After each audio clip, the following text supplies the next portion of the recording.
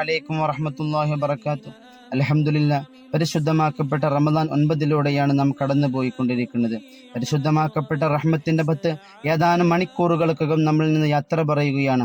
നാളത്തെ സൂര്യാസ്തമയത്തോടുകൂടി റഹ്മത്തിന്റെ പത്ത് നമ്മൾ നിന്ന് വിട പറയുമ്പോൾ ഈ റഹ്മത്ത് നമ്മളിലേക്ക് കടന്നു വന്നത് മുതൽ എത്ര തവണ അല്ലാഹുമ്മ റഹംനി യാ അർഹമർ റഹീമീൻ എന്ന് നമുക്ക് ചൊല്ലാൻ സാധിച്ചിട്ടുണ്ട് എന്ന് നാം ഒന്ന് ചിന്തിക്കേണ്ടതുണ്ട്. അവന്റെ റഹ്മത്തുണ്ടെങ്കിൽ മാത്രമേ ഇരു ലോക വിജയികൾ നമുക്ക് ഉൾപ്പെടാൻ സാധിക്കുകയുള്ളൂ. കാരണം നമുക്കറിയാം, ഇർഹമു മൻ ഫിൽ അർളി യർഹമുക്കും മൻ ഫിസ് സമാ.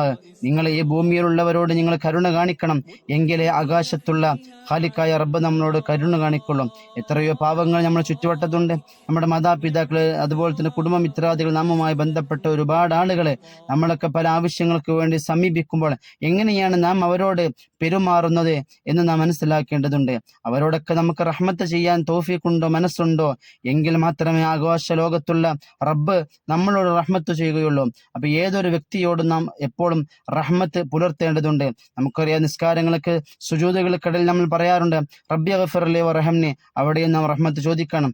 അതുപോലെ തന്നെ മയ്യത്ത് നമസ്കാരത്തിൽ മയ്യത്തിന് വേണ്ടിയുള്ള ദീർഘമായ പ്രാർത്ഥനയിൽ അല്ലാഹുമ്മ ഗഫിർ ലഹു വറഹ്മഹു, അവിടെയും നാം റഹ്മത്ത് ചോദിക്കുകയാണ്. അപ്പൊ അവന്റെ റഹ്മത്തില്ലാതെ നമുക്ക് ഒരിക്കലും രക്ഷപ്പെടാൻ സാധിക്കൂല. അള്ളാഹു അവന്റെ റഹ്മത്ത് ലഭിച്ച വിഭാഗത്തിൽ നമ്മൾ ഉൾപ്പെടുത്തി അനുഗ്രഹിക്കുമാറാവട്ടെ. ആമീൻ യാ റബ്ബൽ ആലമീൻ. അപ്പോൾ നമ്മൾ ആർക്കും റഹ്മത്ത് ചെയ്യാൻ തയ്യാറില്ല എങ്കിൽ ആ റബ്ബിൻ്റെ റഹ്മത്തും നമ്മൾ പ്രതീക്ഷിക്കേണ്ടതില്ല.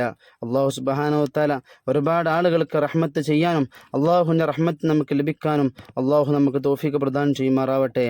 ആമീൻ യാ റബ്ബൽ ആലമീൻ.